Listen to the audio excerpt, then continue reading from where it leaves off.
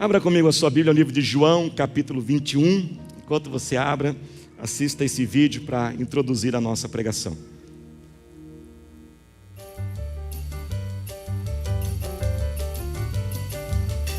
E aí, como foi o trabalho? Eu escolheria muita coisa que E aí, como foi o trabalho? Olha, hoje foi estressante.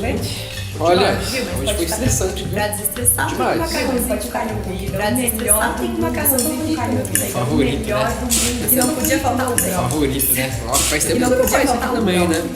Nossa, faz tempo que você não faz. Nossa, o melhor do mundo. Saboroso. Nosso favorito. É, né? Viu? Tempero novo? Tá- Não? Mesmo de sempre. É. Não, é que... Não. Não, peraí. Coisa minha. No trabalho, você acha que é correria por conta das outras férias ou você acha que vai ser assim até o fim do ano? Viu? Peraí. Você não esqueceu de colocar sal, não? Imagina, eu nunca me esqueço de colocar sal, é a coisa que você mais gosta, como que eu me esquecer? Não. Nunca. Não, exatamente, né? Não pode faltar sal aqui, né? É, claro. Que é o meu macarrão favorito, vai estar faltando sal, né? Não tá, né? Não, tá com sal, com certeza. Tá com um gostinho diferente. Aí, ó. Não, isso aqui tá sem sal. Não. Viu? Não dá nem pra confiar. Tenho certeza que ela não colocou sal aqui, não. Dá não.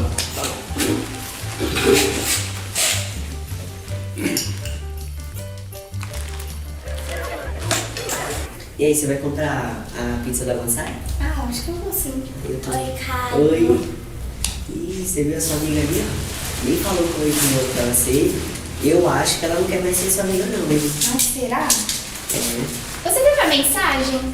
Não, eu não vi. Olha lá, viu? Não viu mensagem, não responde seu story. Eu acho que ela não gosta de você, não. Né? Faz 30 minutos que ela não me responde. Pra mim, isso é bastante coisa, né? Ó, eu acho. Não dá pra confiar em ninguém mesmo, né? Ixi.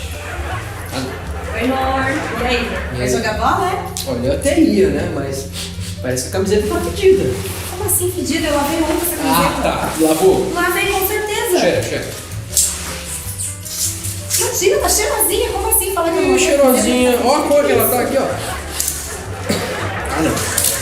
Que isso? Tá. Precisa reforçar o desodorante. Eu? Você. Eu Mas lavei você tem que camiseta. lavar, né? Viu? Ah, não. Tenho certeza que ela não lavou. Certeza.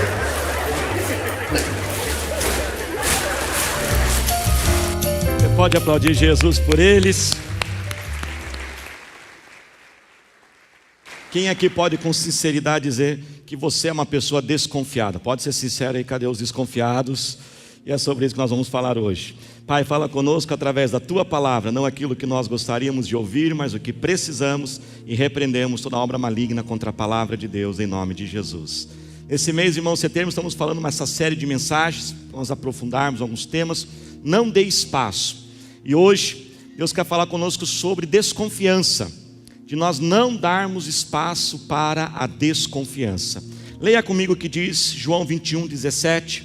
Pela terceira vez ele lhe disse, Jesus diz a Simão Pedro: Simão, filho de João, você me ama? Pedro ficou magoado por Jesus ter lhe perguntado pela terceira vez: você me ama? E ele lhe disse: Senhor, tu sabes todas as coisas e sabe que te amo. Disse-lhe Jesus: cuide das minhas ovelhas. Irmãos, a confiança, ela é a base de todos os relacionamentos. A confiança, ela nos une. E uma vez que nós nos unimos, nós somos mais felizes, mais produtivos, nós temos mais sucesso na nossa vida. Mas ao mesmo tempo que a confiança ela nos une, a desconfiança ela nos separa. E uma vez que nós estamos então separados pela desconfiança, nós começamos a ter grandes prejuízos e grandes inseguranças na nossa vida. Da mesma forma como nós ouvimos no domingo passado sobre o individualismo, a desconfiança também, ela não é algo assim que surge da noite para o dia. Não é algo grande que aparece. A desconfiança, ela começa aos poucos. E se nós não vigiarmos e prestarmos atenção, estamos usando essa ilustração, essa metáfora, nós vamos dando o que? Espaço para a desconfiança. Em algo pequeno como, tenho certeza que esta comida aqui está desse jeito. Alguns ainda até dizem, chegaram assim, pastor, eu tenho certeza que essa mulher quer me deixar louco ainda, pastor. Essa mulher quer acabar com a minha vida. E ali de coisinhas em coisinhas aqui, um pouquinho ali, a desconfiança ela vai entrando nos nossos relacionamentos. Veja bem, irmãos, nós podemos sofrer um desgaste de confiança ou a perda total de confiança em todos os nossos relacionamentos. Por exemplo, nós podemos sofrer isso na família. Na família a gente pode sofrer muitas vezes uma desconfiança no nosso casamento. Às vezes aquelas compras escondidas que você fica torcendo para o carrinho do Mercado Livre não chegar, mas ele sempre chega na hora que você queria esconder aquele pacotinho, não é mesmo, irmãos? Né? Aí se vocês soubessem que eu vejo aqui de cima, já sei quem está comprando escondido no Mercado Livre aí, né? Às vezes até coisas mais sérias, como uma infidelidade conjugal. Às vezes sofremos, irmãos, desconfiança e sofremos entre pais e filhos. Filhos que namoram escondido. Filhos que fazem coisa lá naquele celular, naquele quarto com a porta fechada, que só Deus sabe o que eles fazem, porque dos olhos do Senhor nada passa desapercebido. Filhos que desconfiam dos seus pais, que não têm confiança nos seus pais. Quantos filhos, irmãos, eles se tornam pessoas inseguras, porque eles crescem em lares, em famílias que os seus pais são ausentes demais. E um pai, irmãos, presente, ele forma um indivíduo mais confiante, mais seguro de si mesmo. Porque isso está tendo, diga amém. A desconfiança nas amizades. Você compartilha um segredo para o seu amigo, e quando você fica sabendo, está todo mundo já falando do seu segredo. Vazou aquilo. Não se esqueça, todo próximo tem um próximo. E antes de você compartilhar algo com alguém, confere se o pecado daquela pessoa não é o pecado da fofoca, porque vai que justo o pecado dela é a fofoca, né, irmãos? Às vezes a desconfiança em locais de trabalho. Quantos locais de trabalho estão deixando de produzir, crescer, porque chefes inseguros que não confiam nos seus funcionários, funcionários que não confiam nos seus chefes. Numa equipe de esportes tem que ter confiança, tudo tem confiança. Nós estamos aí às vésperas de uma Copa do Mundo e estamos discutindo a seleção que o Tite vai convocar. E muitos falam assim, por que não convoca aquele jogador? Ele é muito bom tecnicamente, mas o que acontece? Quando um técnico de uma seleção ele vai convocar alguém, ele não olha somente os aspectos técnicos, ele também tem que analisar se ele tem confiança naquele jogador. Às vezes um outro jogador é muito bom, mas o técnico não confia nele. Será que ele vai realmente levar a sério? Se ele vai comparecer aos treinos? Então a confiança, irmãos, ela é a base do nosso relacionamento, e nós podemos ter essa confiança desgastada. Só que nós temos que entendermos que a consequência da desconfiança, ela é muito penosa. Faça assim com as suas duas mãos e diga assim comigo: a desconfiança gera insegurança. Diga mais forte: a insegurança gera prejuízos. Vamos fazer mais uma vez, diga comigo: a desconfiança gera insegurança, e a insegurança gera prejuízos. Quem aqui gosta, irmãos, de montanha-russa? Quem gosta de montanha-russa? Eu adoro montanha-russa, e é um dos meus sonhos de vida conhecer as maiores montanha-russas do mundo. Eu entro lá e falo as 20 maiores montanha-russas do mundo, e eu falo, um dia eu vou. E quando eu vou para um lugar, irmãos, o primeiro lugar que eu pesquiso quais são as montanhas-russas que tem lá, né? Montanha-russa. E eu amo isso. Agora, irmãos, quantos de nós aqui vai na montanha-russa? Na hora que senta na cadeirinha, você não confia nos mecanismos de segurança. Aí o que você faz? Você já agarra aqui, você fica aqui. E aí você está com medo, que já ficou inseguro. Desconfiança gera insegurança. Aí você vai com o olho fechado. E aí você tem, irmãos, um grande prejuízo. Aí você saiu da onde você estava, você pegou fila de 2 horas, você foi no brinquedo de olho fechado. O legal é ir com o braço levantado. Uau, isso que é o legal do negócio. Quer ver? Quer ver? Quem aqui não consegue dormir com as luzes apagadas? Tem que ter pelo menos uma luzinha acesa. Levanta a mão. Por que você ainda dorme com a luz acesa? Você acha que vai aparecer um monstro à noite? Mas por que você faz isso? Você desconfia, não, vai aparecer um monstro, né? Estou brincando, mas alguns é outras coisas, mas não vai aparecer um monstro. Aí você fica desconfiado, você fica inseguro, porque vai aparecer um monstro. Aí você dorme com a luz acesa. O que acontece? Você tem um baita de um prejuízo financeiro. Você gasta um dinheiro que você não podia ter gastado com aquela noite, a luz inteira, a noite inteira acesa. Mas acontece com muitas moças. Quantas moças têm o sonho de ter uma família, formar uma casa, mas não conseguem confiar. Às vezes teve traumas na infância, situações, passou por frustrações, traições, e até hoje você não consegue se entregar num relacionamento. Às vezes começa a namorar, quando o namoro começa a se aprofundar, e aí você percebe que você vai ter que se entregar realmente, confiar naquela pessoa, você se retrai, está deixando de formar uma família. Nossa igreja, irmãos, pastora Thalita, anos atrás, e eu, quando nós começamos o pastoreio da igreja, nós tivemos que tomar uma decisão de confiança. Ou nós faríamos tudo sozinhos, ou nós iríamos incentivar as pessoas a servir na obra, treiná-las. E a nossa igreja só é o que é, porque existe confiança. Eu sei que alguns já vão dizer e vão citar, pastor, mas a Bíblia não diz que maldito é o homem que confia no homem? Sabe, irmãos, o que esse versículo significa? Quando a Bíblia fala que maldito é o homem que confia no homem, está falando de você que você vai ser prejudicado se você colocar a esperança da sua vida em uma pessoa. Isso realmente nós não podemos fazer. Você não pode colocar a esperança da sua vida numa pessoa, a esperança num trabalho, a esperança numa empresa, a esperança numa faculdade. Se eu não passar neste emprego, a minha vida acabou. Se eu não fechar esse contrato, a minha vida acabou. Se essa pessoa for embora da minha vida, a minha vida acabou. Porque a esperança da sua vida não são pessoas, não são coisas. A esperança da nossa vida é o Senhor Jesus. E Ele é que tem os planos para nós. E vai acontecer o que Ele diz. Ele é a nossa esperança. Mas confiar no sentido de trabalhar junto, de cooperar, de se relacionar é necessário. Irmãos, a desconfiança gera muito prejuízo financeiro, você sabia disso? Quantas empresas, às vezes a pessoa tem uma loja, um comércio,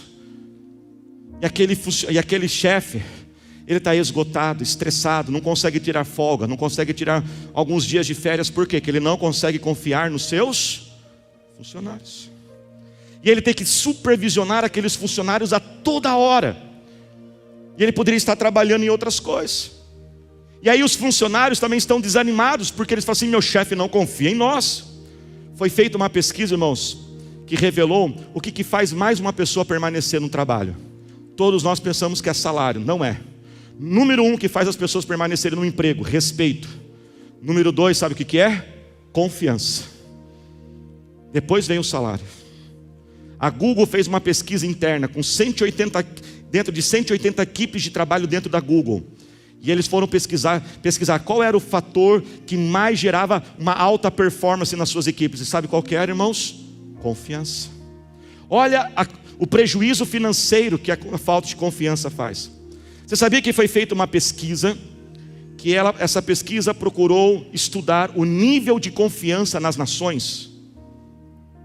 E aí aquela pesquisa descobriu que, por exemplo, países nórdicos como Finlândia, Suécia, Noruega, eles estão nos mais altos níveis que as pessoas confiam umas nas outras.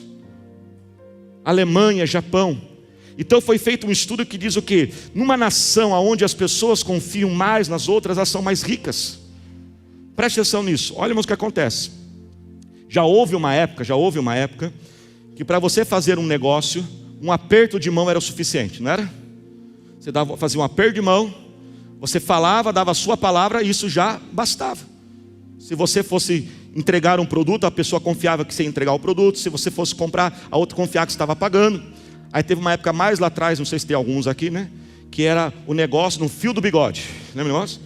Houve uma época dessa, irmãos, que todo homem tinha que ter bigode. E aí ele arrancava um fio do bigode, negócio nojento, né, irmãos? E eles trocavam o fio do bigode. Olha que coisa. E aquilo era o suficiente de dizer, pode fazer negócio comigo que eu vou cumprir minha palavra. Hoje, irmãos, qualquer negócio, o mais simples que você for fazer, ele tem que ter no mínimo 4 assinaturas com reconhecimento de firma. O contrato mais simples são menos 4 assinaturas, que são 2 pessoas. A minha assinatura, a sua assinatura, dá 4.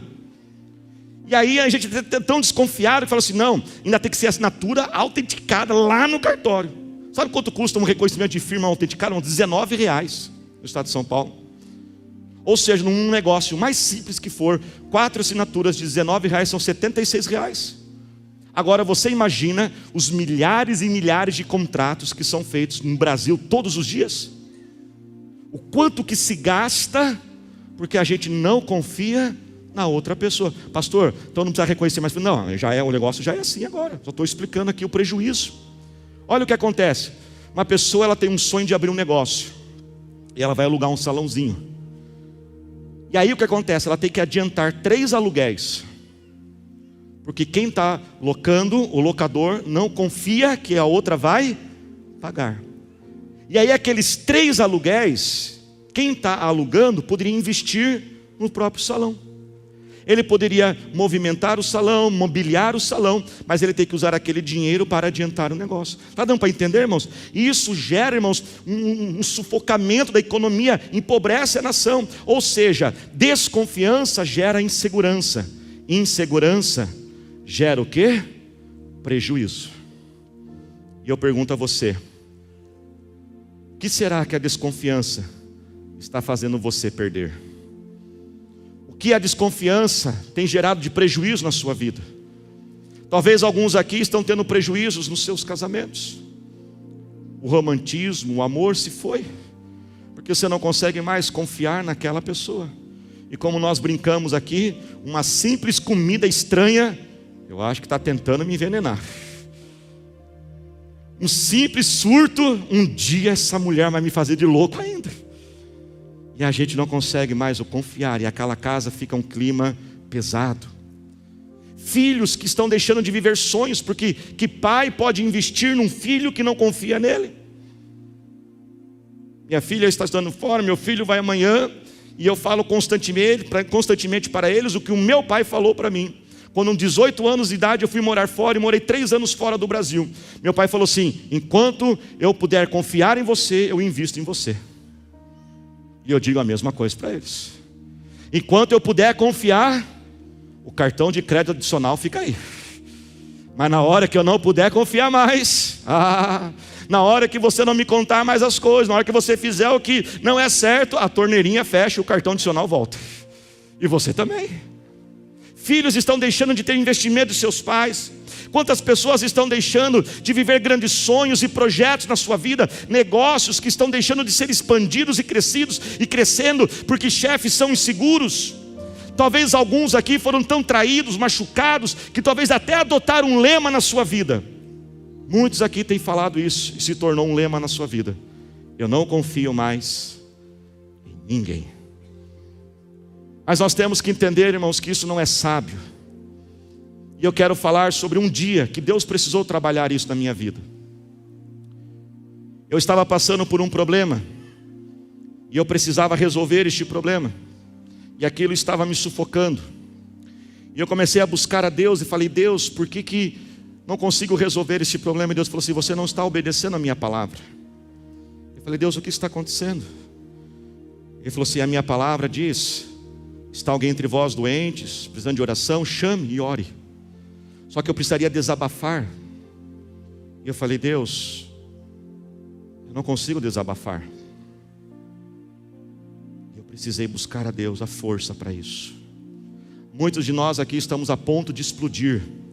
E você diz: não tem ninguém para eu desabafar, não tem ninguém para eu conversar. Deixa eu fazer uma pergunta com muito carinho: será que não tem ninguém mesmo? Ou você não confia em ninguém, ao ponto de abrir algo do seu interior? E graças a Deus eu orei, busquei a Deus, Deus preparou pessoas, Deus me deu a coragem. Sabe, irmãos, Deus tem sonhos para a sua vida. Eu vou repetir: Deus tem sonhos para a sua vida. Deus tem projetos grandes na sua vida, mas que não estão acontecendo porque você não está confiando em ninguém. Esses projetos e sonhos são tão grandes, que para você viver esses projetos, você precisa de confiar numa outra pessoa. Por isso que eu creio que esta noite é uma noite de restauração em nossos lares, uma noite de restauração nas nossas vidas, de libertação do Senhor, para vivermos aquilo que Deus tem para nós. Se coloque de pé glorificando a Jesus. E alguns passos para a gente recuperar a nossa confiança. Primeiro, nós temos, irmãos, que todos assumir a responsabilidade. É a responsabilidade de todos nós buscarmos e restaurarmos a confiança. Nesse texto que nós lemos, deixa eu só dar o contexto dele. Nesse texto, Pedro havia falhado com Jesus. Lembra que Pedro negou Jesus? Mas Jesus vai atrás de Pedro. Pedro permite que Jesus trabalhe o seu coração. Assuma a responsabilidade. Se talvez há traumas em seu interior, busque a cura da sua alma, busque pessoas. Se você percebe que tem gente que não confia em você, o teu chefe não confia mais em você, a tua esposa não confia mais em você, seus pais não confiam mais em você, se você percebe que os seus filhos não confiam em você, vá atrás disso e assuma a responsabilidade. Segundo, irmãos, para que nós possamos restaurar a confiança, nós temos que caminhar na verdade, sempre. A verdade é o fundamento da confiança. Não tem confiança aonde não tem verdade. Não tem confiança aonde tem segredos ou verdades encobertas, irmãos. Veja bem, olha o que Jesus fez. Jesus por 3 vezes perguntou para Pedro: Pedro, você me ama? Você me ama? Você me ama, Pedro? Jesus estava tentando tirar a verdade de Pedro. Existe um detalhe nessa história, presta atenção, existe um detalhe nessa história. A palavra amar no grego, existem vários tipos de palavra amar. Nós poderíamos traduzir dessa seguinte forma, eu vou simplificar aqui. Jesus chega para Pedro e fala assim: Pedro, você me ama? Pedro responde assim: Jesus, eu gosto. Jesus pergunta a segunda vez: Pedro, você me ama? Jesus, eu só gosto do Senhor. Na terceira vez, por isso que o texto diz que Pedro ficou chateado na terceira vez. Na terceira vez, lá no original do grego, Jesus troca a palavra e diz: Pedro, vamos ser sinceros, verdade aqui, Pedro, você só gosta de mim, né? E Jesus, então Pedro responde: Jesus, o Senhor sabe todas as coisas, o Senhor sabe que eu só gosto mesmo. Não tem como nos ter confiança aonde não tem verdade. Por mais duro que seja, mais sério que seja, difícil que seja, caminhe na verdade. Existe um jurado dos programas americanos, ingleses, chamado Simon Cowell. Você já viu? Fator X Factor, essas coisas americanas. Por que quando ele avalia um candidato, a opinião dele é mais valorizada do que os outros? Porque ele é verdadeiro. Quando um candidato vai mal, os outros ficam assim: ah, olha, não foi muito bem. Mas quando um candidato vai mal, ele fala assim: foi mal. Quando ele diz foi bem, todo mundo leva a sério. Por quê? Porque confia na opinião dele, porque ele é verdadeiro. Caminhe na verdade. Maridos, caminhe na verdade.